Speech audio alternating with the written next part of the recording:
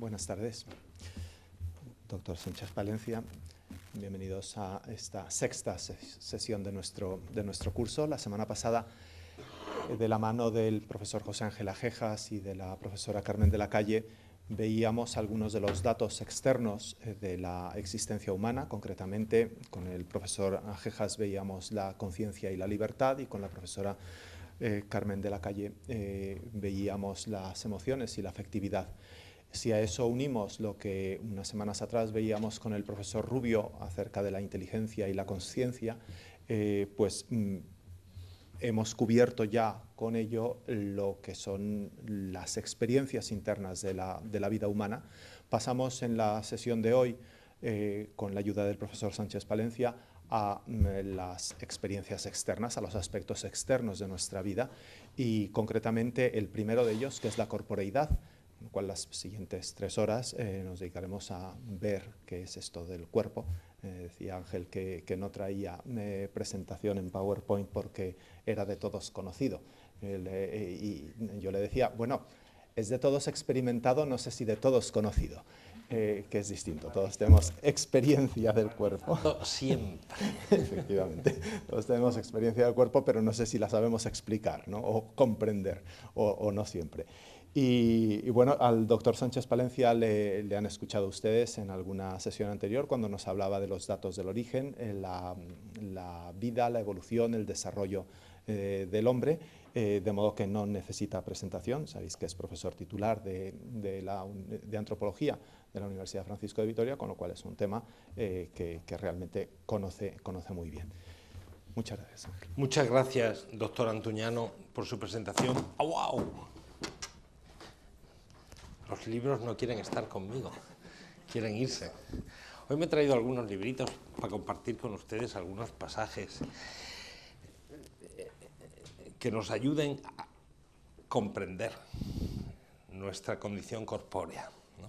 De la cual, como decía muy bien el doctor Antuñano, todos tenemos una experiencia inmediata, pero matizaba muy bien, no sé si todos lo conocemos, ¿no? Para mí es un placer volver a estar aquí. No sé si fue hace 2 o 3 semanas que estuvimos hablando de los datos del origen, y quería comentarles algo sobre eso, ¿no? Simplemente por decir que mi hipótesis creacionista evolutiva haya cada día más apoyos por parte de los descubrimientos científicos. Hace 2 días que se acaba de publicar un artículo que demuestra la transferencia genética entre Homo erectus y todos los homos posteriores, ¿eh? O sea que verdaderamente todo apunta a que es una única especie. Y los datos de la ciencia lo corroboran. Bueno, quería comentárselo porque me parece interesante. Hoy nos toca hablar dentro de los datos externos, de nuestra condición corpórea, ¿no? Que el hombre es un ser corpóreo, y lo que esto significa, y comprenderlo bien, ¿no? Voy a poner esto, perdón, en modo avión, para que no nos moleste. Bueno, la exposición la he dividido en 5 puntos. En 5 puntos que los iremos tratando. En una primera parte seguiremos, si les parece adecuado, la metodología habitual. Una primera parte de unos 90 minutos, un descanso, y una segunda parte de unos 60 minutos, que procuraré atenerme a ellos para que pueda haber un diálogo que me parece que es muy fecundo, ¿no? En el que compartir impresiones, preguntas, dudas, que esto hace fecundo al curso, ¿no? Porque un curso es un diálogo siempre. La exposición la he dividido en 5 puntos. En primer lugar, el hecho de la existencia corpórea, el dato inmediato de nuestra experiencia de que somos seres corpóreos, y la denominación de la corporeidad humana, el cuerpo humano. Y fíjense que en esta denominación el adjetivo humano es esencial. Se habla de cuerpo humano, o hablamos de cuerpo humano, porque el cuerpo humano no es uno más entre los cuerpos. y esto va a ser la primera parte de la exposición, el porqué de esta afirmación de que el cuerpo humano no es uno más entre los cuerpos. En segundo lugar,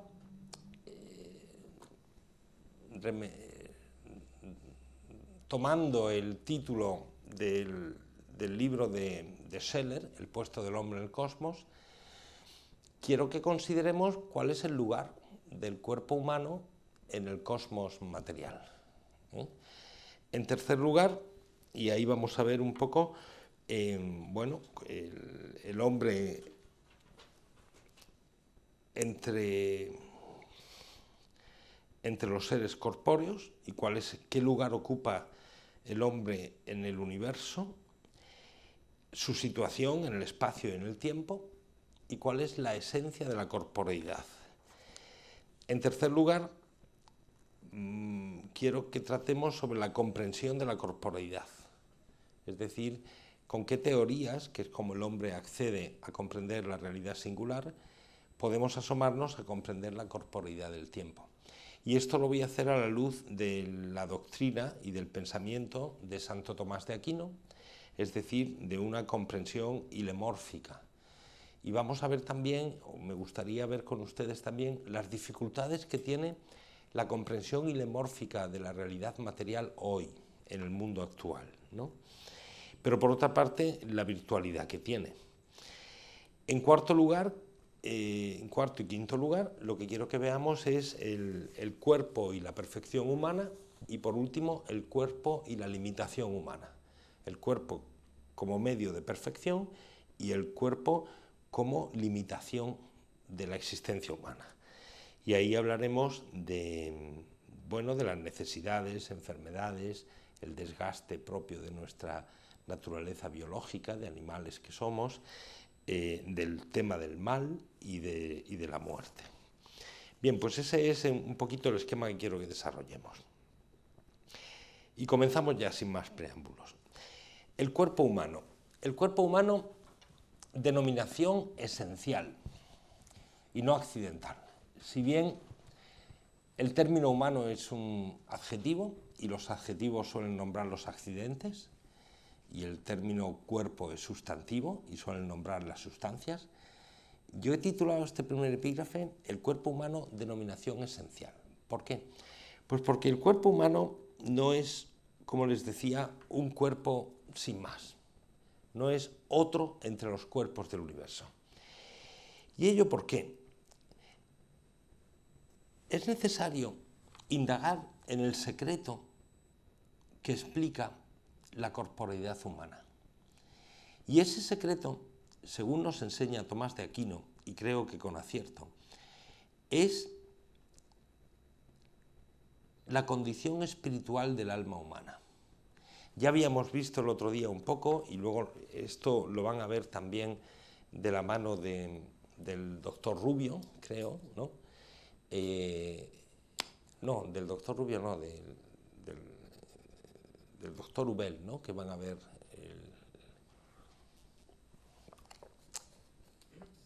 la composición hilemórfica en profundidad y la condición de persona del hombre. Pero Tomás Aquino afirma que la forma humana es un alma espiritual.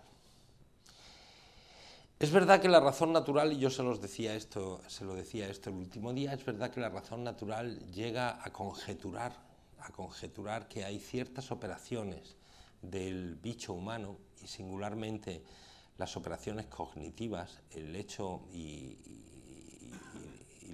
la acción libre, la contingencia que supone en el universo que la fuente de la acción humana sea libre, que nos llevan a conjeturar la naturaleza espiritual del alma humana. Es decir, que en el hombre hay un principio no material, un principio espiritual, sin el cual es difícil explicar ciertas operaciones humanas y singularmente las operaciones cognitivas, ¿no? El hecho de que el hombre no conoce el singular concreto, que sí que lo conoce a través de los sentidos, sino que a través del conocimiento de lo sensible conoce el universal, es decir, conoce el concepto que es la forma, la representación de la esencia en la mente, en forma de concepto, y luego lo nombra con un término. Esto, que es algo que para nosotros es muy habitual, hay que explicarlo. Y hay que explicarlo y como un efecto requiere de un principio que dé razón suficiente de ese efecto, pues sí que es verdad que la razón humana, la sola filosofía, llega a vislumbrar sobre la naturaleza espiritual de la forma humana. Pero no obstante, la certeza nos viene de la fe. Ya les comenté el otro día que hoy es muy difícil hablar, hoy en nuestro mundo secularizado, es muy difícil hablar de la relación entre fe y razón, pero que la relación entre fe y razón es lo que constituye nuestra cultura occidental. Ya les comentaba, ¿no?, que el otro día que hoy se puede pensar el espíritu hoy. Bueno, pues no es fácil pensar el espíritu hoy desde el punto de vista cultural, pero sin embargo nuestra razón, cuando trata de indagar en las causas que explican los fenómenos propios del ser humano, sí que es verdad que vislumbra y va tocando hacia, o tiene vestigios de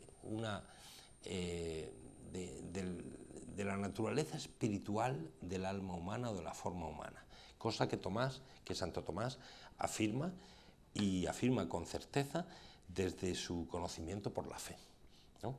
Fe y razón son las dos alas a través de las cuales el espíritu humano se eleva al conocimiento de la verdad, y fe y razón son las dos fuentes que han constituido nuestra cultura occidental, cuyos frutos, pues en buena medida, disfrutamos. El cuerpo humano no es fácil de explicar y tiene un secreto profundo, y ese secreto profundo que hace que no sea un cuerpo sin más, viene de la unidad de sus dos principios constitutivos. Por una parte, el alma espiritual, de la que le viene el acto de ser y el ser específico, es decir, el formar parte de una especie. Y por otra parte, el cuerpo. Y el cuerpo humano solo es comprensible desde lo que tiene de humano. Y lo que tiene de humano precisamente es el alma racional.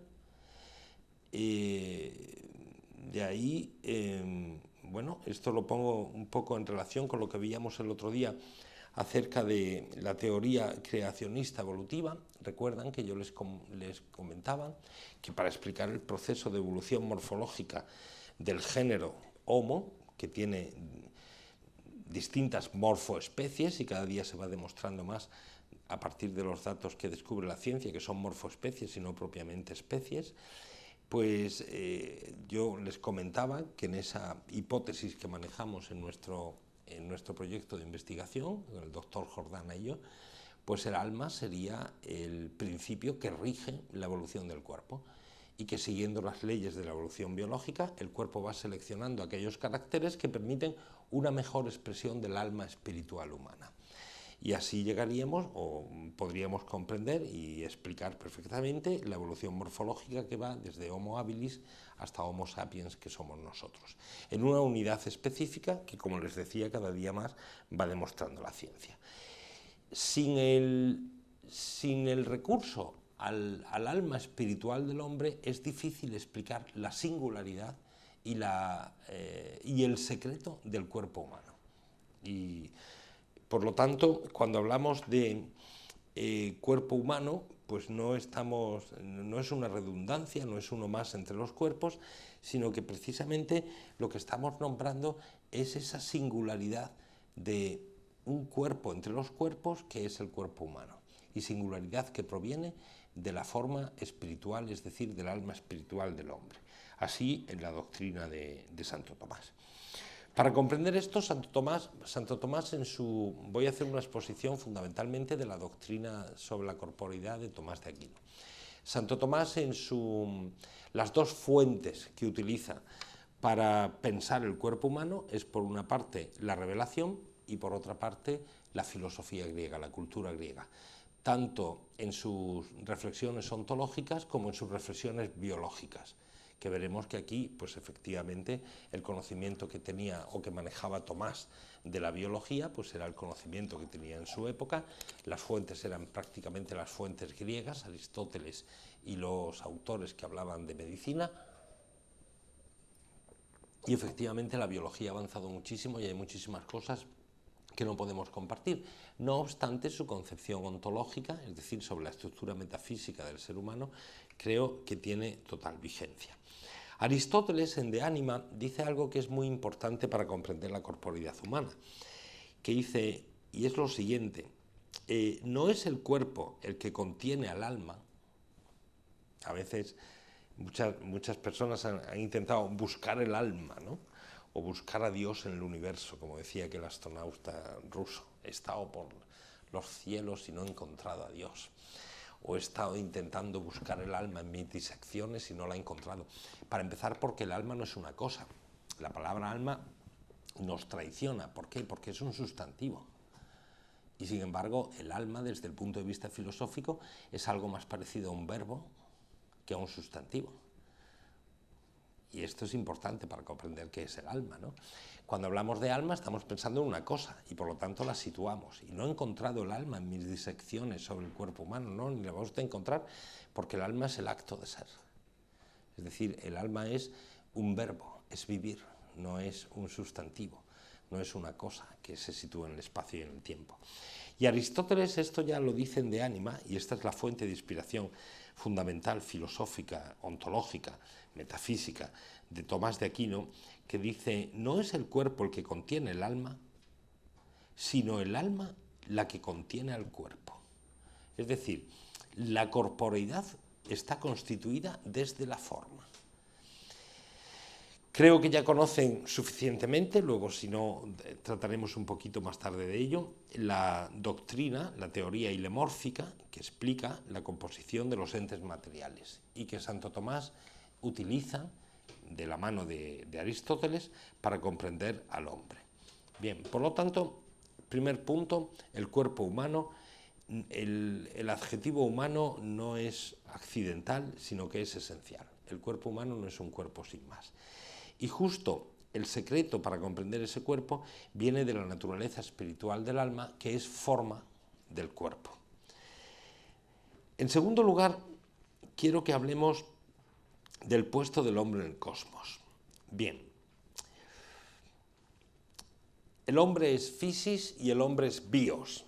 Ya Demócrito definía al hombre como un microcosmos, es decir, como un cosmos en pequeñito, donde se dan cita todos los diversos modos de ser que encontramos en el universo. El hombre es physis, el hombre es materia, es physis, y por lo tanto es uno más, es un cuerpo entre los cuerpos. El hombre es bios, el hombre es un vivo, y es un viviente entre los vivientes. El hombre es psique, el hombre tiene una psicología, y el hombre es nous, el hombre es espíritu. Y todos esos diversos modos de ser que encontramos en el universo se dan cita en el bicho humano, se dan cita en el sujeto humano. Bien, que el hombre sea un cuerpo entre los cuerpos no quiere decir que sea reducible a una mera corporeidad, como hace el mecanicismo. El mecanicismo, si recuerdan, esto algo hablé en mi primera intervención en este curso, el mecanicismo es una teoría cosmológica que trata de explicar el mundo de los cuerpos y los explica como máquinas, y no reconoce sino diferencias cuantitativas, es decir, considera el cuerpo desde el accidente de la cantidad, que es el propio que considera la ciencia, que como bien saben la ciencia es un estudio de la realidad que establece las relaciones cuantitativas entre la realidad material y por lo tanto son susceptibles de ser expresadas en lenguaje matemático. El hombre es uno más entre los cuerpos, pero no es reducible la explicación del hombre a su condición meramente corpórea cuantitativa. El hombre es uno más entre los vivos, pero tampoco es reducible la explicación del hombre a una explicación biologicista que trata de explicar al hombre como explica al resto de los vivos, porque el hombre muestra una singularidad. ¿De dónde procede la singularidad del hombre? Hombre, desde el punto de vista ontológico, según Tomás de Aquino, procede de que en el hombre se dan cita los dos grandes grados o órdenes de ser. por una parte, entre los seres finitos, los seres creados, están los seres espirituales y los entes espirituales y los entes corporales. Y el hombre sería un anillo en medio de esos dos órdenes de ser. Por lo tanto, el hombre es difícil de comprender justo por esta condición de frontera, por esta condición de orilla, por esta condición de ser anillo entre dos órdenes diversos de ser. El otro día les ponía la diapo, hoy no he traído presentación, pero les ponía la diapo de la imagen famosísima que todos tenemos en nuestra retina, en nuestra memoria, de la creación del hombre de Miguel Ángel en la bóveda de la Sistina, ¿no? El hombre, Adán, está totalmente metido en la materia y solo su mano apoyada en la rodilla sale hacia el cielo, donde acude el dedo del Creador, que sin unirse con él, porque Dios es el absolutamente otro, crea al hombre. Y les comentaba esa expresión que tiene uno de los ángeles que transportan al Creador, como diciendo, ¿pero qué haces? Vas a crear materia libre. Y esa es la singularidad del ser humano, que por eso es, en el fondo, desde el punto de vista ontológico, tan difícil de comprender. Porque el hombre ni pertenece, aun perteneciendo al mero orden de los entes corporales, ni pertenece, aun perteneciendo, al mero orden de los seres espirituales, sino que es un anillo en el que se dan cita esos dos órdenes de ser. Y como digo, al espíritu, nuestra razón humana llega a vislumbrarlo, llega a tocarlo, pero realmente yo soy de los que piensa que con nuestra sola razón humana no podemos afirmar completamente la naturaleza espiritual del hombre. Sin embargo, sin afirmar esa naturaleza espiritual del hombre, podemos difícilmente explicar algunas singularidades del bicho humano, y especialmente las singularidades que muestra en su cuerpo. Bien, el hombre en su cuerpo, como digo, muestra una singularidad con respecto al resto de los animales, es uno más entre los animales, pero ya en su corporeidad muestra una singularidad con respecto a todos los demás, hasta tal punto que Portman,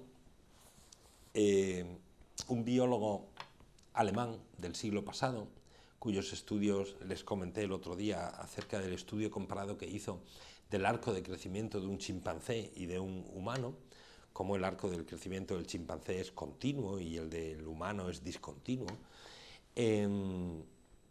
Portman llega a afirmar que el hombre es un objeto impropio de la biología. Podía parecer que si el hombre es uno más entre los vivos, la biología como ciencia que estudia a los vivos, desde su método, que explica la estructura, la composición, el funcionamiento y la interrelación de los seres vivos con el ambiente, el hombre no se puede explicar solamente por eso. Es decir, los criterios que la biología utiliza para explicar al resto de los seres vivos se muestran insuficientes a la hora de explicar al bicho humano, al ser vivo, al animal que es el hombre. Y Portman llega a afirmar esto que a mí me parece interesantísimo, y es que el hombre es un objeto impropio de la biología. Es decir, aunque tiene una dimensión biológica, es un vivo entre los vivientes y por lo tanto la biología explica buena parte de nuestro funcionamiento como seres vivos, de nuestra composición, de nuestra estructura, de nuestro funcionamiento. Ya cuando llega la relación con el medio, la biología se muestra totalmente insuficiente para explicar al bicho humano, para explicar al hombre. Bien, sobre el puesto del hombre en el cosmos, si es cierto que en el hombre hay un principio espiritual y que el alma humana es un principio espiritual y que es forma de la materia, según la teoría hilemórfica, el hombre podemos comprender que ocupa un lugar privilegiado en el universo. Esto no está de moda decirlo, que el hombre sea rey y señor de la creación, pero es lo cierto y verdad. De hecho, el hombre ha llegado a abusar de la creación.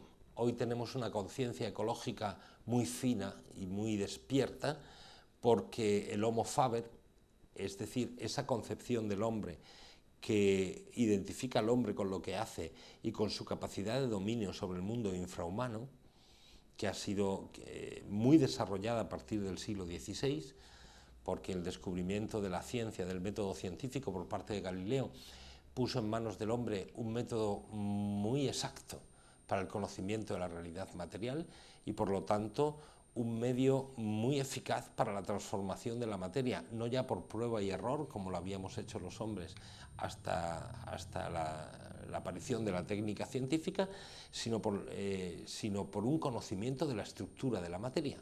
Cuando la ciencia pone en manos del hombre, allá por el siglo XVI, siglo XVII, lo cual fue antes de ayer, por cierto, cuando la ciencia pone en manos del hombre un conocimiento muy preciso de la realidad material, el poder de transformación de esa realidad material a través de la técnica científica se multiplica exponencialmente. El hombre, por lo tanto, siglos XVII, siglos XVIII, XIX, tiene un poder, gracias a la ciencia, de transformar la realidad material y se concibe a sí mismo como Homo faber. Es verdad que el dominio del hombre sobre el mundo infrahumano es una de las dimensiones esenciales del hombre, pero no es la que la define. Es decir, el hombre muestra una serie de dimensiones esenciales y es un error frecuente en antropología, y esto se lo comentaba también el otro día, el cometer la falacia de la parte por el todo, el considerar el todo del hombre por la parte, que es el Homo faber, aquel que domina sobre la naturaleza. El hombre tiene que dominar sobre la naturaleza para sobrevivir, porque no está adaptado al medio y la única condición o la condición de posibilidad de su supervivencia es la adaptación al medio así. Es decir, el hombre es un animal técnico. Ahora bien, el hombre no se define esencialmente por su dominio del mundo infrahumano. Esto es la concepción del hombre dominante a partir del siglo XVIII o del siglo XIX, de tal manera que el hombre es lo que hace y que ese hombre dominador del universo ha visto la naturaleza como una fuente de recursos inagotables y se ha empleado en agotar la naturaleza. Eso ha despertado en nosotros una conciencia ecológica. Y en el siglo XX vemos, en el siglo XX, siglo XXI, que los humanos tenemos una conciencia ecológica, es decir, que mayor que la han tenido nuestros antepasados, porque en el fondo hemos visto cuáles son los efectos de ese dominio del hombre sobre el mundo infrahumano, que es capaz de agotar esa fuente de recursos que es la naturaleza. Ahora bien, de ahí se ha llegado a ver al hombre como un elemento perjudicial para la conservación de la naturaleza. Y en buena medida es verdad que cuando hemos concebido al hombre como Homo faber, sus consecuencias han sido perjudiciales para la naturaleza. Y de ahí se ha llegado a pensar que esta idea de que el hombre es el rey y el señor del universo material, es decir, que el hombre es el rey y el señor del cosmos, pues nos ha llevado a la destrucción del cosmos y por lo tanto lo que hay que hacer es destituir al rey, ¿no? Pero no, el hombre sigue siendo por su naturaleza el rey del cosmos, ¿no? Y precisamente por ese dominio que le confiere su naturaleza racional sobre el mundo infrahumano. El hecho de que el hombre haya sido un rey totalitario con respecto a la naturaleza no quiere decir que no sea un rey, ¿no? Esto es lo que quería comentarles, ¿no? Efectivamente, en el universo podemos rastrear un principio antrópico que nos hace pensar que el hombre es el centro y el fin de la creación, es decir, que es el hombre el centro y el fin del universo material. Los seres inmateriales, los seres no vivos, los seres inertes se ordenan a los seres vivos se ordenan al hombre y el hombre es el fin del universo material. Esto es lo que establece un principio antrópico, ¿no? El pensar que el hombre es el fin de la creación. Y el otro día les comentaba algo que a mí me sobrecoge, y es que ciertamente solo en el hombre el universo toma conciencia de sí mismo. Solo en el hombre el universo es consciente de su existencia, de su belleza, de su orden, de su inconmensurabilidad. Solo en la conciencia humana el universo toma conciencia o tiene conciencia de su existencia. Eso nos habla, de alguna manera, de esa situación privilegiada que tiene el hombre. Que puede hacer un mal uso de su señorío sobre el universo es evidente, y el Homo faber lo ha hecho. pero que esa conciencia ecológica no nos debe llevar a menospreciar la acción humana sobre el universo, creo que también es importante notarlo y pensarlo. Bien, el hombre, el Homo faber, ha cometido sus excesos, sin duda, ¿no? Y por su condición corpórea está sometido a ciertas necesidades que tiene que satisfacer y que comparte con los animales. Hay un texto precioso de Joseph Pieper, filósofo alemán del siglo XX. Es un libro, yo le tengo mucho cariño porque fue el primer libro que leí cuando empecé en la universidad, cuando empecé a estudiar filosofía. El primer libro que me dijeron, lea usted esto y luego hablamos, ¿no? Fue El ocio y la vida intelectual, de Joseph Pieper. Y ahí Joseph Pieper se pregunta qué es filosofía. Y para responder a la pregunta ¿qué es filosofía? Él dice, la pregunta ¿qué es filosofía? No se puede plantear sin la pregunta ¿qué es el hombre? Es decir, ¿quién es el hombre que filosofa? Y hace una reflexión muy bonita sobre el Homo faber y el Homo ludens, que son dos dimensiones esenciales del sujeto humano, del bicho humano, ¿no? Dice, el hombre comparte con los animales todas las necesidades básicas. Y además el hombre tiene necesidad, por su insuficiencia morfológica, luego volveremos sobre esto, el hombre no está adaptado a ningún medio, sino que para sobrevivir en tanto que animal necesita adaptar el medio así, es decir, necesita transformar el medio. El hombre es un ser naturalmente técnico, por lo tanto. Y Joseph Pieper comenta, el hombre tiene necesidades básicas que las satisface a través de los días de labor, a través del trabajo. El trabajo humano tiene por objeto la transformación del mundo en orden a la consecución de los bienes útiles que son necesarios para la supervivencia. En eso es verdad que los bienes útiles necesarios para la supervivencia los compartimos con los animales, pero también es cierto que el modo como el hombre produce esos bienes útiles es muy distinto al modo como el animal satisface sus necesidades básicas. Lo hace a través del trabajo, a través de la transformación del mundo. El hombre tiene necesidad de comer, pero veíamos también que el hombre cocina los alimentos. El hombre tiene necesidad de defenderse o de protegerse de la intemperie, pero el hombre realiza vestidos y conoce la moda. El hombre no satisface sus necesidades de la misma manera que los animales, sino que las satisface mediante su racionalidad, que busca no solo lo biológicamente necesario, sino que incluso en la satisfacción de sus necesidades biológicas aparece lo biológicamente superfluo. En la moda la belleza, en la cocina los sabores, cosas que ni ponen ni quitan en orden estrictamente biológico a la conservación de la especie por el alimento o por el resguardo de la intemperie. Quiero decir, el hombre muestra su singularidad en su animalidad y ello por la inespecialización del cuerpo humano en buena medida, ¿no? Y esa actividad que realizamos en los días de labor, que tiene por finalidad la consecución de los bienes útiles que se ordenan a la supervivencia, es lo que propiamente es el Homo faber, esa dimensión que les comentaba del hombre, ¿no? Que es esencial, pero que no define al hombre solamente, porque el hombre realiza otras actividades que son biológicamente superfluas. El hombre tiene actividades poéticas, actividades filosóficas, el hombre tiene una vida religiosa, una vida que trasciende, dice Pieper en ese texto, la cúpula de los días de labor. Y es el Homo ludens, que busca unas finalidades que no son propiamente los bienes útiles, sino lo que los clásicos llamaban los bienes honestos. Y eso es lo propio del hombre. El hombre es un ser que está en la frontera, si quieren, de esa... Joseph Pieper utiliza la imagen de que nuestra vida está encerrada bajo la cúpula de los días de labor, pero que algunas actividades trascienden esa cúpula. Y el hombre justo se sitúa en esa frontera, en un equilibrio entre el orden del espíritu y el orden de los entes materiales, entre el animal que es y el alma espiritual que tiene una finalidad metamaterial. Bien, por su condición temporal, el Homo faber se sitúa, por su condición material, el Homo faber se sitúa en el espacio y en el tiempo. O sea, lo propio de nuestra corporeidad, lo propio de nuestra condición material corpórea es vivir en el espacio y en el tiempo.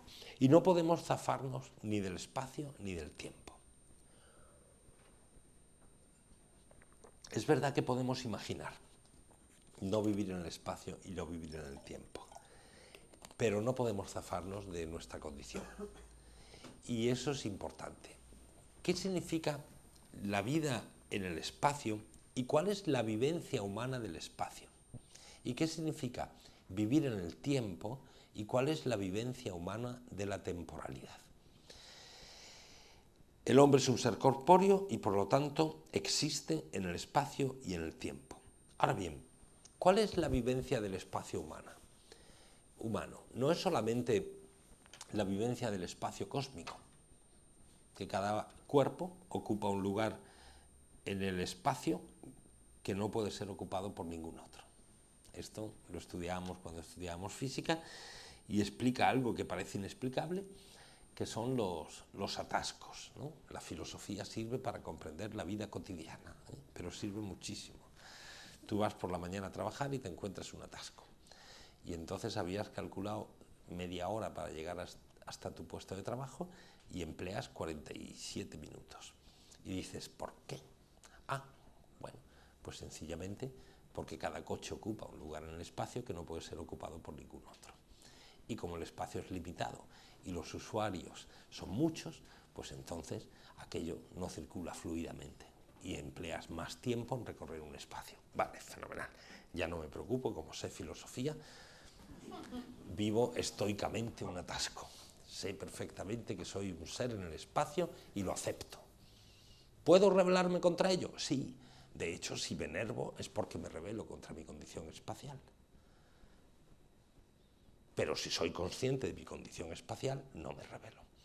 No puedo estar en dos sitios a la vez. Me encantaría. Me encantaría estar esta tarde con ustedes y estar con mi mujer, que está en Granada, con mis sobrinos, visitando en la Semana Blanca la bellísima capital nazarí. Pero no puedo estar en dos sitios a la vez. ¿Por qué? Pues porque soy un ser material, porque soy un ser corpóreo. Ocupo un lugar en el espacio. Ahora, ¿qué vivencia tiene el hombre del espacio? Fíjense, una vivencia muy curiosa, que es, para empezar, una vivencia de la geografía. Todos nosotros, creo, no sé si vosotros que sois más jóvenes, estudiasteis una asignatura que se titulaba Geografía e Historia, o vosotros estudiasteis Conocimiento del Medio, que es el nombre que utilizan ahora para estudiar Geografía e Historia. Desde luego la nomenclatura de Geografía e Historia es mucho más acertada. ¿Por qué? Porque es verdad que el medio en el que el hombre vive es un medio, por una parte, físico, pero por otra parte histórico. Y el hombre, por ser un ser corporal, vive en una situación. Y esa situación es, en primer lugar, geográfica, es decir, vive en un espacio. Digo que me gustaba mucho la nomenclatura de la asignatura que yo estudié de Geografía e Historia, porque la historia, que comienza con el acto libre del hombre, propiamente el universo no humano, es decir, el universo natural, no tiene historia, tiene devenir. Todo el universo está sometido a movimiento y el universo natural está sometido a movimiento. Pero el universo humano está sometido a un movimiento que comienza con el acto libre, y eso es propiamente la cultura.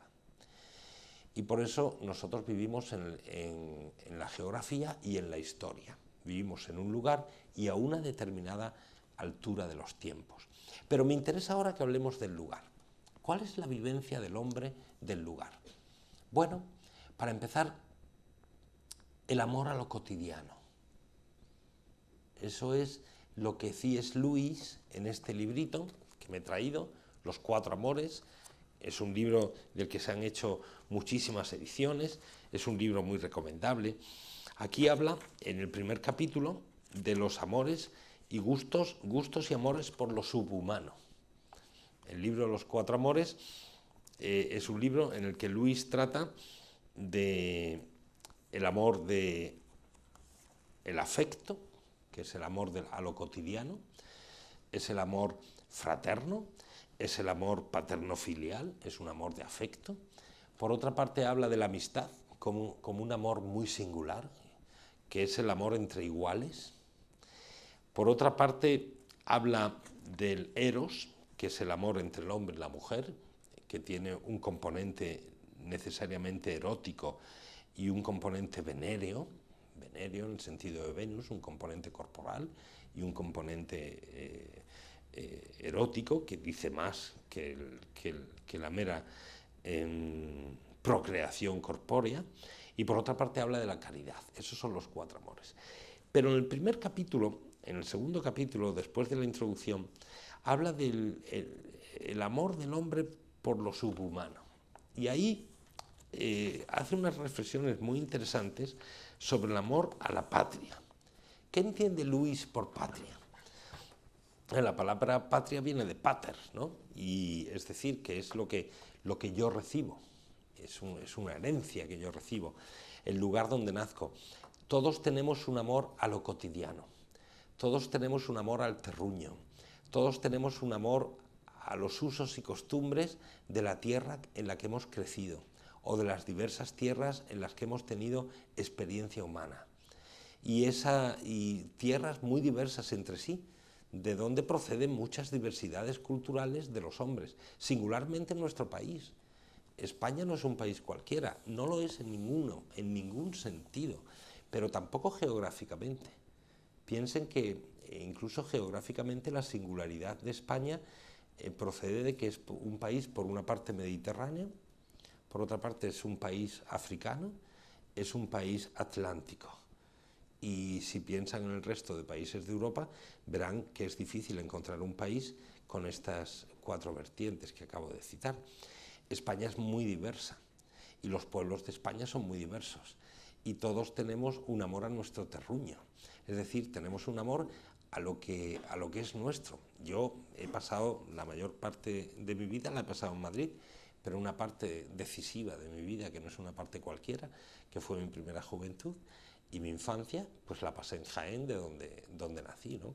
El amor al olor del alpechín, que es muy fuerte, que es el olor de la aceituna recién multurada, ¿no? Es un olor característico del terruño, al que le tienes cierto cariño, como le tienes cierto amor a los usos, a las costumbres, a la gastronomía, que también depende de la geografía, porque se dan un tipo de productos y no se dan otro tipo de productos.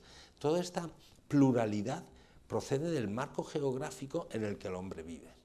Y el hombre, situado en el espacio, tiene una vivencia singular o una vivencia humana del espacio por su corporeidad, que es el amor a lo cotidiano, el amor a su geografía. Y eso es lo que Luis llama la patria, ¿no? El amor a lo dialectal, el amor a lo singular del pequeño espacio en el que te has criado, en el que vives, ¿no?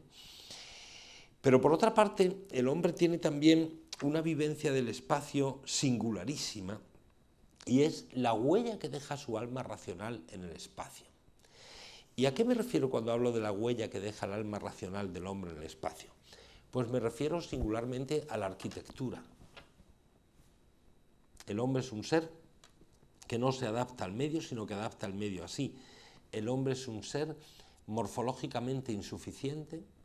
El hombre es un mono desnudo que necesita de la habitación, del cobijo y defenderse de la intemperie. Y lo necesita para sobrevivir. Y justo el hombre es un ser arquitecto. ¿Y qué es la arquitectura? Es el modo como el hombre vive el espacio. No solo la arquitectura, sino también el hombre, que es un ser religioso, sacraliza al tiempo y sacraliza el espacio, ¿no? De la temporalidad hablaremos luego, pero del espacio hablamos ahora. Me llama mucho la atención cuando voy a Grecia, que que toda Grecia, las carreteras, los caminos de Grecia, están llenos de pequeños altarcitos en los que hay un icono con unas velas que significan una sacralización del espacio natural. El hombre, que es un ser religioso, sacraliza el espacio. De la misma manera que sacraliza con sus tiempos litúrgicos el tiempo. Pero vayamos a la arquitectura. ¿Qué es la arquitectura? Es el modo como el hombre vive el espacio. Nosotros estamos aquí reunidos en un local en medio de la calle Alcalá, la calle Velázquez, donde el arquitecto lo que ha hecho ha sido dominar el espacio en orden a un fin. La arquitectura probablemente sea la más humana de las artes.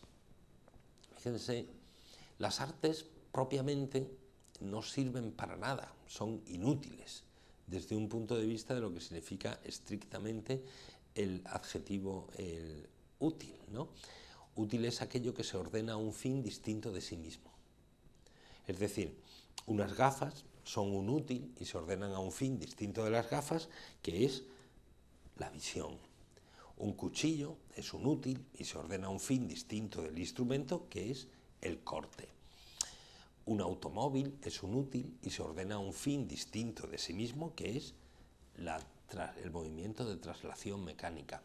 Es decir, esos son los útiles. Y las artes, por contraste con los útiles, son realidades inútiles, pero que, como decía Guardini, tienen sentido. Es decir, las meninas son inútiles. No son ningún instrumento que se ordene a una cosa distinta de sí misma, sino que son un fin en sí mismo. Y nosotros las contemplamos y contemplamos la relación del hombre con esas cosas inútiles. Es una relación no de uso, sino de contemplación.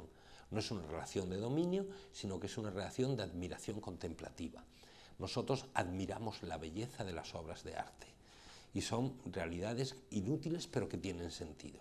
Pues bien, de entre las artes, y el arte se ha definido desde antiguo como imitación, la teoría del arte como imitación sigue siendo una teoría bastante válida. El arte es una imitación de la realidad, no es una imitación prosaica, sino que es una imitación de la esencia de la realidad. Entre las artes hay una que comparte con los instrumentos la utilidad, y esa es la arquitectura. Es decir, la pintura es inútil, no sirve para nada. La escultura es inútil, no sirve para nada. La música, la literatura es inútil. Tienen sentido, pero no son propiamente instrumentos que se ordenan a un fin distinto de ellas mismas, sino que son realidades que tienen sentido, pero que son un fin en sí misma.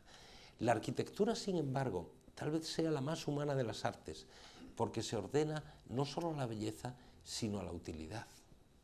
Es decir, el animal humano, necesitado, menesteroso, insuficiente desde un punto de vista morfológico, necesita de la habitación, necesita habitar, y la arquitectura es el modo como el hombre vive su situación en el espacio.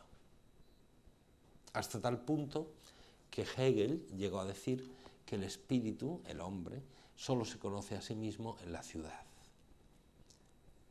desvinculando al hombre de la naturaleza, lo cual a mi juicio es otro error, y es propio del Homo faber, es decir, que el hombre que solo se identifica a sí mismo en su obra, que solo se conoce a sí mismo en su obra, que se identifica a sí mismo con su obra, con lo que hace. Y esto está en Hegel, ¿no? Y lo comenta Albert Camus en El exilio de Helena, muy bonito, ¿no? Que el hombre se ha desvinculado de la naturaleza y que solo se reconoce a sí mismo en su obra. Pero es cierto que la arquitectura tal vez sea la más humana de las artes, porque satisface esa situación inestable, peculiar del hombre entre el Homo faber y el Homo ludens. La arquitectura transforma el espacio en orden a la supervivencia, pero lo hace de un modo bello. Es decir, que no solo busca es utilitas, es utilidad, pero también es venustas, es belleza. No solo busca el material refugio, sino que lo hace a través de una transformación del espacio que persigue la belleza. Es decir, que persigue que el espíritu humano se recree en la contemplación no solo en la satisfacción de sus necesidades, sino en la contemplación de la belleza en esa transformación del espacio. Ese es el modo como el hombre vive, esa es la vivencia humana del espacio. Por una parte la geografía, el amor a la tierra, el amor a la patria, y por otra parte la arquitectura. Y eso es propio de nuestra condición corpórea. Pero nuestra situación corpórea, porque somos seres corporales y para entender nuestro cuerpo, somos seres en el espacio, no tenemos el don de la bilocación, ocupamos un lugar en el espacio. El hombre también, fíjense, que trasciende el espacio que habita, y el hombre es un viajero.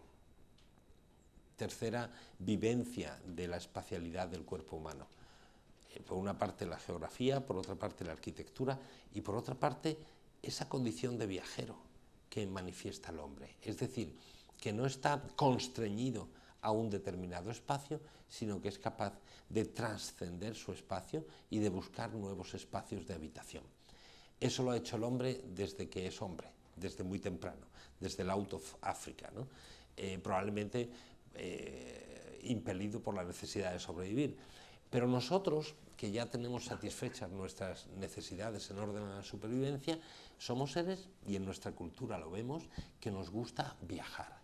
Es decir, que nos gusta conocer otros usos, otras costumbres, otras tierras, otras geografías, otras patrias, ¿no? Porque no estamos constreñidos a ninguna patria. Esa es la vivencia que tiene el hombre de su condición de vivir o de ser en el espacio. Pero por otra parte, porque somos seres corpóreos, digo, vivimos en el espacio y en el tiempo, y no podemos no vivir en el espacio y en el tiempo. Ahora bien, ¿cuál es la vivencia humana de la temporalidad? Porque aquí el hombre también muestra su singularidad. El tiempo, hay un tiempo cósmico al que todos estamos sometidos, porque somos parte del cosmos. El universo material que conocemos está sometido a movimiento. El otro día comentábamos algo de esto. No podemos, es absurda la pretensión de detener el movimiento del universo. El universo, todo él está sometido desde su origen al movimiento, es un continuo devenir. El tiempo cósmico es eso justamente, devenir. Y el hombre que forma parte del cosmos está sometido al devenir al que está sometido el universo. Ahora bien, ¿eso es la temporalidad humana? No. La vivencia de la temporalidad, por una parte, es la historia, y por otra parte, la vivencia de ese devenir es lo que Unamuno llamaba el sentimiento trágico de la vida. Esa es la vivencia del hombre de la temporalidad. Por una parte, Unamuno en esta obra del sentimiento trágico de la vida, nos habla ya en el principio, en la introducción, nos dice, hay algo que a falta de otro nombre llamaremos el sentimiento trágico de la vida, que lleva tras sí toda una concepción de la vida misma y del universo, toda una filosofía más o menos formulada, más o menos consciente. Y ese sentimiento, más que brotar de ideas, las determina, aun cuando luego, claro está, esas ideas reaccionan sobre él corroborándolos. Ha habido entre los hombres de carne y hueso ejemplares típicos de esos que tienen el sentimiento trágico de la vida. Ahora recuerdo a Marco Aurelio, a San Agustín, a Pascal, a Rousseau, a René, a Obermann, a Thompson, a Leopardi, a Vigny, a Lenot, a Kleist, a Amiel, a Quental, a Kierkegaard, hombres cargados de sabiduría más bien que de ciencia. ¿Qué es el sentimiento trágico de la vida? Pues es en el fondo la natural incomprensión que tiene el hombre a la temporalidad. El hombre es un ser que vive en el tiempo, es un ser que forma parte del universo y el universo está sometido a movimiento. Y el tiempo no es otra cosa que la medida del cambio. Porque formo parte del cosmos, estoy sometido al devenir, a ese cambio constante del cual no puedo zafarme. Ahora bien, ¿cuál es mi vivencia de eso? El hombre, por la luz de la inteligencia,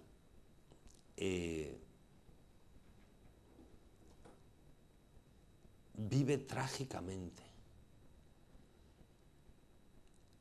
esa condición temporal y caduca.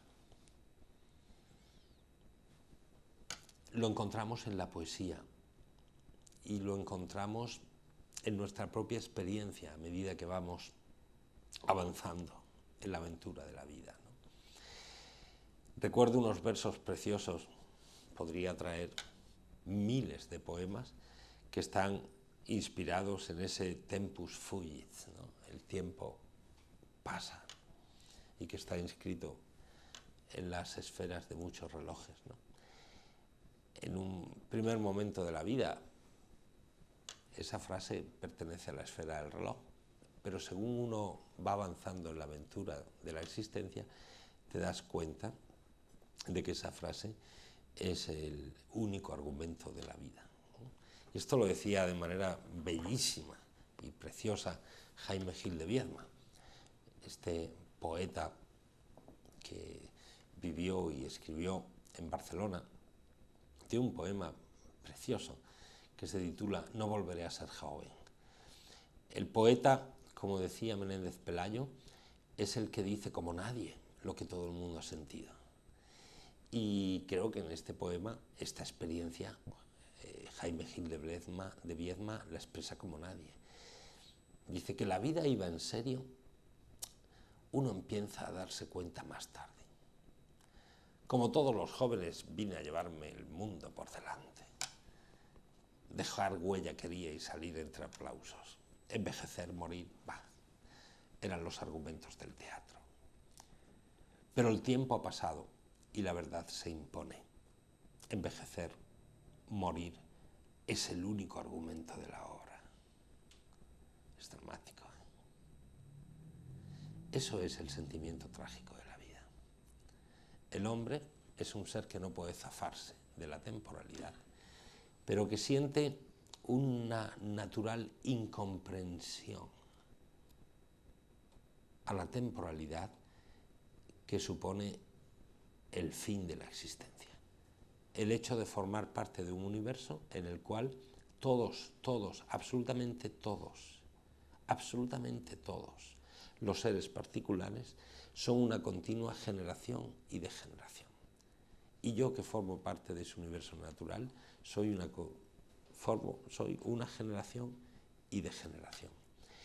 ¿Que hay seres que duran muchísimo tiempo? Sin duda. La Sierra de Madrid es caduca, pero no lo sabe. Es verdad que dura muchísimo tiempo y que será contemplada por muchísimas generaciones humanas, pero también dejará de ser. Los planetas, el universo como lo conocemos, es verdad que esa temporalidad cósmica son, por respecto a nuestra corta existencia, una cantidad de años que podemos nombrar e inteligir, pero que no podemos imaginar. Pero nosotros lo sabemos. Por la luz de la conciencia somos conscientes de nuestra condición efímera. Y frente a eso tenemos ese cierto sentimiento trágico de la vida. ¿Y por qué? Porque, como decía, por la luz de nuestra inteligencia somos un ser paradójico y vivimos la temporalidad desde la paradoja de nuestra existencia. Esto lo decía Rudolf Allers, un psiquiatra austríaco que trabajó en América, en Estados Unidos, y que hablaba de la paradoja del ser humano. ¿En qué sentido?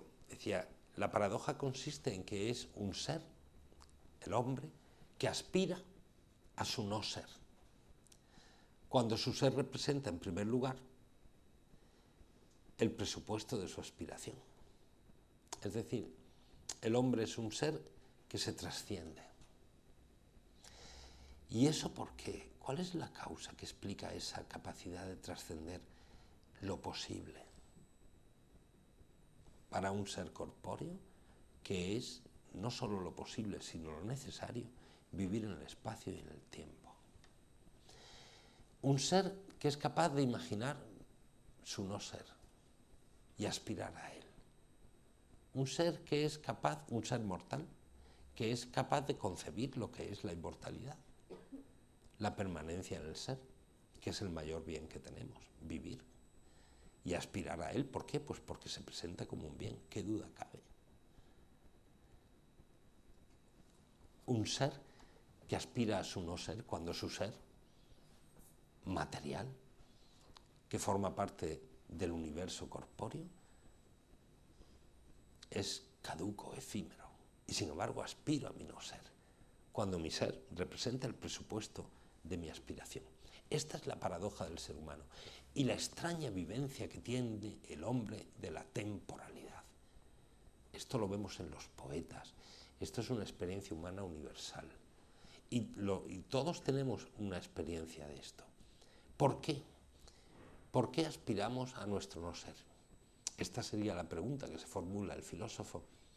El poeta dice como nadie lo que todo el mundo ha sentido, esa nostalgia de permanecer en el ser, cuando compruebas que tu vida es efímera, que el tiempo pasa, que envejecer y morir, cuando era joven eran los argumentos del teatro, pero el tiempo ha pasado y la verdad se impone. Es el único argumento de la obra.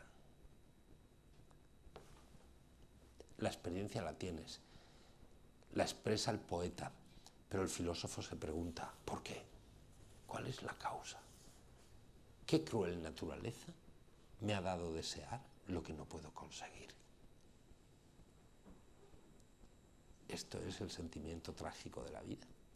Y el hombre tiene una vivencia trágica del tiempo. Los griegos fueron un pueblo profundamente pesimista y trágico en contra de lo que podemos imaginar. Cuando hablamos de Grecia, como dice Festugier en un ensayo que tiene sobre la tragedia y sobre el mundo griego, dice, hablamos de Grecia y nos imaginamos un mundo ideal y feliz de praderas verdes, olivos y plátanos de Indias, donde los filósofos vestidos de blanco charlaban amablemente en la naturaleza, oyendo los ríos y los pájaros. Bueno, dice un mundo idílico, pero el mundo griego era profundamente trágico. Y era profundamente trágico, ¿por qué? Porque el razonamiento al que al final se hace el griego, la comprensión del mundo a la que llega el griego, y por eso Grecia descubre la tragedia, no por casualidad. La tragedia no es un invento fortuito, sino que hay una experiencia humana detrás del descubrimiento y de la producción de obras trágicas. La tragedia no es solo un género literario. Max Scheler se lo pregunta, ¿no?, en un ensayo que tiene sobre la tragedia, dice, ¿en virtud de qué llamamos a una obra trágica? Debe existir algo previo al género literario que llamamos tragedia, en virtud del cual juzgamos si un drama es trágico o es lírico. ¿Y qué es eso en virtud de lo cual lo juzgamos? Pues es lo mismo que Unamuno llama el sentimiento trágico de la vida, y de lo cual los griegos tenían una clara conciencia. Por una parte, es decir, la conciencia del mal físico. No vamos a hablar del mal moral, de que la vida humana es dramática y no solo está sometida a la caducidad del tiempo y por lo tanto a eso que llamamos mal físico, sino que también está sometida al mal moral, que es el que procede del mal uso de la libertad, que ese sería el drama de la cultura. Pero estamos hablando ahora del mal físico. ¿Y qué concepción? ¿Por qué el pueblo griego fue profundamente pesimista? Pues fue profundamente pesimista porque tenía clara conciencia de que el hombre está sometido a un destino del cual en vano intenta encontrar sentido. El destino no hay que entenderlo de una manera como que está escrito, lo que me va a suceder está escrito en las estrellas. No, el destino es aquello que yo no puedo evitar. Cuando el poeta habla del destino, ¿de qué está hablando? De aquello que yo no puedo evitar. ¿Y qué es lo que no puedo evitar? Mi condición corpórea y temporal. Es decir, todos estamos sometidos al destino. Todos estamos sometidos a la caducidad. Todos estamos sometidos a la temporalidad. Y cuando Grecia se pregunta cuál es la causa del mal físico, responde, y responde con razón, el movimiento. Porque el universo está sometido a movimiento, existe la degeneración, la generación y generación de los seres, que es el mal físico, la desaparición, el ser y no ser. El ser y dejar de ser, el no permanecer en el ser efímero, y tener conciencia de ello por la luz de la inteligencia. Todos los seres están sometidos al devenir, pero el hombre lo sabe, porque la luz de la inteligencia le permite asistir al espectáculo del devenir del cual él forma parte. Y siente, como digo, una natural incomprensión hacia eso. Y los griegos continúan el razonamiento, dicen, vale, la causa del mal físico es el movimiento, pero ¿cuál es la causa del movimiento? Y básicamente, tanto en Platón como en Aristóteles, los dos grandes de la metafísica griega, responden que es la materia. La materia que es, según Aristóteles, pura potencialidad, y por lo tanto necesariamente tiene que ser actualizada por la forma. Y justo en ese cambio sustancial que supone la actualización de la materia por la forma, se explica el movimiento, que es el paso de la potencia al acto. Luego, el razonamiento es claro.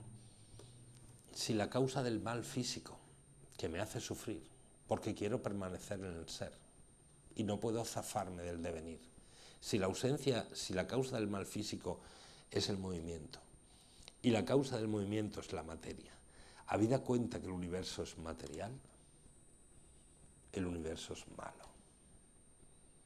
Esta fue la conclusión a la que llegó el pueblo griego, profundamente pesimista.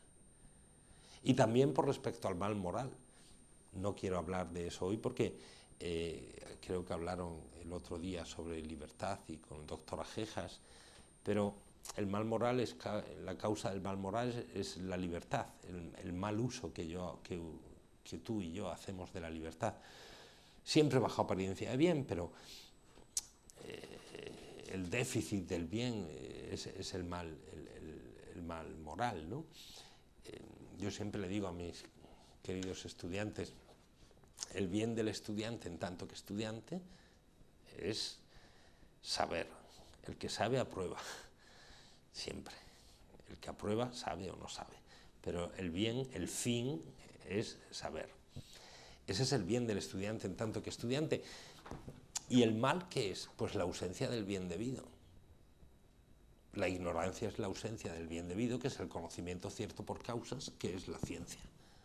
Que es lo que hace un estudiante en la universidad, adquirir el bien de la ciencia, actualizar su entendimiento con el mayor bien posible, que es el de la ciencia.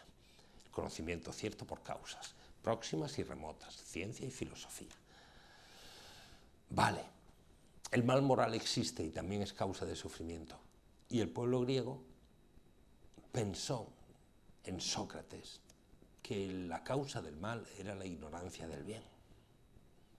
Y por eso Sócrates iba por las calles de Atenas, por los gimnasios, por las palestras, diciéndole a los jóvenes, jóvenes, ocupaos de lo realmente importante, que es el conocimiento de la verdad en orden a la realización del bien. Porque el mal que sufre Atenas es la ausencia del bien debido por ignorancia. Sócrates pensaba que la ciencia, o la ausencia, la nesciencia, por mejor decir, era la causa del mal moral. Que los hombres utilizábamos mal nuestra libertad porque desconocíamos el bien. Y eso es cierto. Eso es cierto. ¿Pero es toda la verdad? No. Porque todos tenemos experiencia de que vemos el bien que aprobamos y hacemos lo peor. Veo lo mejor y lo apruebo y sin embargo hago lo peor. Es la experiencia de San Pablo, es la experiencia de San Agustín, es la experiencia de Ovidio, vidio meliore provoque, deteriora sequor. Eso el griego no podía explicarlo y nosotros tampoco. Entonces, después del optimismo socrático, el griego llega a la conclusión de que el mal moral, de alguna manera, es también inevitable, como lo es inevitable en cada una de nuestras vidas. Nosotros tenemos conciencia del mal físico, ello porque somos entes corpóreos y vivimos en el tiempo, y sentimos una, como decía, natural rebelión frente al paso del tiempo, frente a lo efímero de la existencia, frente al hecho de que somos seres temporales y finitos. ¿De dónde procede esa incomprensión? Es la pregunta del filósofo. El poeta lo expresa como nadie, pero ¿por qué el filósofo se pregunta de dónde procede esa incomprensión? ¿Es un sinsentido? No tiene sentido ninguno el hecho de que yo desee superar mi temporalidad, es un absurdo. Y entonces no me queda más respuesta que la vida es trágica, con todo lo que eso significa. El sentimiento trágico de la vida, de Miguel de Unamuno. Pero ¿cuál es la causa? ¿Por qué? Qué cruel naturaleza, decía, preguntaba antes, me ha dado aspirar lo que no puedo conseguir. Bueno, Tomás de Aquino lo ve con claridad meridiana. Esto es una de las ambivalencias de nuestra condición corpórea. Por una parte, nuestra condición corpórea tiene aspectos muy positivos, pero también tiene aspectos negativos. Es decir, entre los aspectos positivos destaca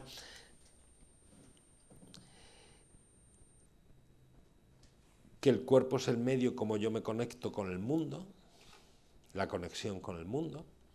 Destaca la individuación, luego lo veremos, el hecho de que yo soy un individuo, y lo soy por ser un ser corpóreo, y también es un aspecto positivo que debo a mi corporeidad, la distinción radical de la especie humana en varón y mujer.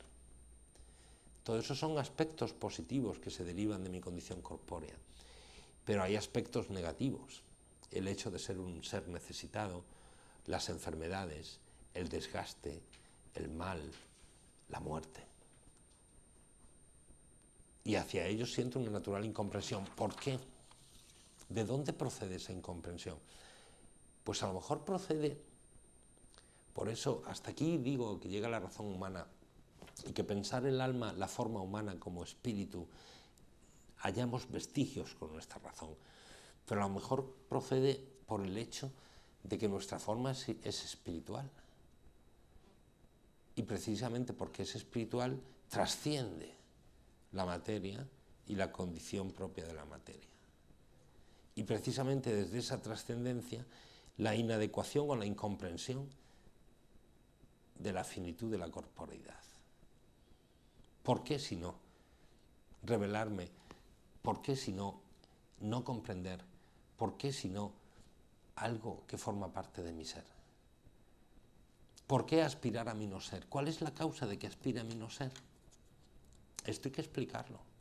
¿Cuál es el principio de razón suficiente de mi aspiración a mi no ser que convierte a mi vida o que le da cierta dimensión trágica? Pues a lo mejor es mi alma espiritual. Ah, ¿y tiene respuesta, tiene superación esa tragedia? No. A la luz de la razón natural, no la tiene. Bueno, si soy un ser espiritual y por eso aspiro a mi no ser, entonces es que efectivamente lo que característico y lo que define el espíritu no solo es su inmaterialidad, sino inmortalidad. Es decir, que hay algo en mí, que es mi alma espiritual, que es inmortal. Y de ahí mi aspiración a la inmortalidad. De ahí mi incomprensión a la finitud de mi corporeidad. Pero claro, de aquí a pensarse en un dualismo de cuerpo y alma, hay un paso. Y de hecho, nuestra propia tradición europea cristiana se ha pensado a sí mismo muchas veces en clave de dualismo. Hay una versión dualista del cristianismo que está muy presente. El dualismo se nos impone, no solo está muy presente en la filosofía, en Platón, en el Cartesio, en las nuevas antropologías, de las que hablaremos un poquito más adelante, transhumanismo, poshumanismo, inteligencia artificial, ahí está muy presente el dualismo. Es una tentación fácil. Yo cada vez que me enfrento a los problemas en mi mesa de estudio para comprender el hombre, siento la solución, la tentación del dualismo. Es que es una solución muy elegante. Ahí está salvada la inmortalidad de mi alma y mi cuerpo no soy yo. Pero no, chaval, es que yo soy mi cuerpo, como compruebo cada mañana cuando me afeito. Si apareciera un rostro distinto al mío, terminaría en un psiquiátrico. ¿Por qué? Porque mi cuerpo soy yo. Porque mi cuerpo soy yo. Y sin embargo, este es el difícil equilibrio de comprender al sujeto humano, que es un espíritu encarnado, que es un anillo entre dos mundos, que desea eternidad, pero que es temporal. Un enigma, no, un misterio. Un misterio. Un misterio que hay que contemplar sin negar la experiencia del deseo de inmortalidad, que es universal. Quien no se rebele contra el paso del tiempo, que levante la mano. ¿Es que hay alguien o ha habido alguien a lo largo de la historia que esté conforme con su condición contingente, débil y mortal? No. Y sin embargo, es nuestra condición. Que la vemos porque hay algo que trasciende nuestra corporeidad material, y ese es el espíritu.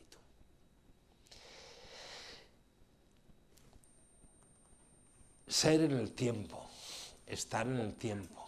Tal era el título que Heidegger le dio a su obra metafísica fundamental, el ser en el tiempo. Y la vivencia que el hombre tiene de la temporalidad, que no solo es trágica, porque también es verdad que, porque somos seres corpóreos y temporales, nuestra acción se desarrolla en el tiempo, y cuando buscamos los fines que buscamos con nuestros actos, disfrutamos de los medios que nos llevan a la consecución de esos fines. Tú quieres saber sobre el hombre y entonces vienes a este curso. Y esto es un medio que se ordena a un fin. Y el fin es saber sobre el hombre. Y disfrutas del medio porque persigues el fin y se desarrolla necesariamente en el tiempo. El lenguaje humano se desarrolla necesariamente en el tiempo. La inteligibilidad del mundo a través del discurso racional que manifiesta el lenguaje se desarrolla en el tiempo. La belleza de las artes dinámicas. Existen artes estáticas y artes dinámicas.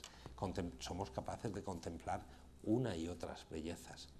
Yo soy un amante de la música. Desde muy pequeño descubrí a Chopin. Y Chopin me parece sublime. La balada número 4 de Chopin me parece las cosas más bonitas que ha hecho la humanidad. Un día creí en el hombre, fue Chopin. Me he emocionado 1000 veces escuchando las notas cuando se inician, pa, pa, pa, pa, pa, pam, pam, y luego el tema. Y hay un momento sublime en que se completa. Si en ese momento se me rompe el tocadiscos, si se rompe la temporalidad, se rompe con ella la contemplación de la belleza. No todo es sentimiento trágico de la vida en la temporalidad. El hombre es un ser que se ordena a fines, a muchos fines, y todos sus medios se realizan en el tiempo. Yo soy un caminante infatigable a Santiago de Compostela. Voy todos los años con mis alumnos a principio de curso. ¿Tiene sentido el camino? Sí. Tiene sentido en la medida en que te acerca al fin y disfrutas el camino. No es el fin, pero disfrutas el camino. El hombre disfruta de la temporalidad. Las acciones humanas se realizan en el tiempo y las acciones humanas que llevan y que conducen al fin propio de la naturaleza humana, que es la perfección de la inteligencia y la perfección a través de la realización del bien, de la libertad, se realizan en el tiempo. El amor se realiza en el tiempo. Nos gustaría detener la temporalidad propia de nuestra corporeidad, ¿o no? Hay un poema precioso, no me lo he traído, pero casi me lo sé de memoria. Hay un poema precioso de John Keats, un poeta inglés, romántico. Ahora lo voy a ver en Roma. Y John Keats escribió la Oda a una urna griega. Es un poema precioso donde canta la belleza de una urna griega. Es una obra de arte sobre una obra de arte. Y lo que más le admira es que por ella no pasa el tiempo. En su epitafio, John Keats hizo que se escribiese, y así figura en su tumba, que está en el cementerio no católico de Roma: aquí yace uno cuyo nombre fue escrito en el agua. Aquí nace un joven poeta cuyo nombre fue escrito en el agua. ¿Hay algo más efímero que escribir el nombre en el agua? Ni siquiera permanece el trazo. Es una imagen preciosa de lo efímero que es la vida y de la clara conciencia de lo efímera que es la vida que tenía John Keats, que murió con 28 años, o con 30, o 28 o 30 años. Y en la urna griega dice: oh, amiga de los hombres, que siempre permaneces frente a la angustia de los que pasamos. Va describiendo las escenas, ¿no? Y un joven que se acerca a besar a su amante dice: oh, bello joven, nunca podrás lograr dicha por más que a tu amante te acerques. Ahora ella no se marchitará, tu amor permanecerá siempre anhelante, siempre joven, siempre deseante. Pues yo prefiero el beso y la muerte. Quiero decir, las acciones humanas propias del amor en la temporalidad llevan consigo la aceptación de la temporalidad. Ahora, ¿cómo aceptamos la temporalidad? Desde luego, a la luz de la sola razón natural es muy difícil. Que la vida no sea mera tragedia es algo muy complicado cuando pensamos en la razón natural. Bien, me toca hablar ahora de la esencia, el cuerpo como esa maravilla que es una revelación primaria de la dignidad de la persona humana. Pero antes de meterme en ese punto, vamos a hacer un descanso de 15 minutos y luego hablamos de la esencia, de la comprensión ilemórfica de la corporeidad y del cuerpo y perfección y cuerpo y límite, de lo cual algo hemos adelantado. Bueno, descansamos, son ahora mismo las 19:28. Descansamos 15 minutos y nos vemos de nuevo a las 19:45, ¿vale? Fenomenal.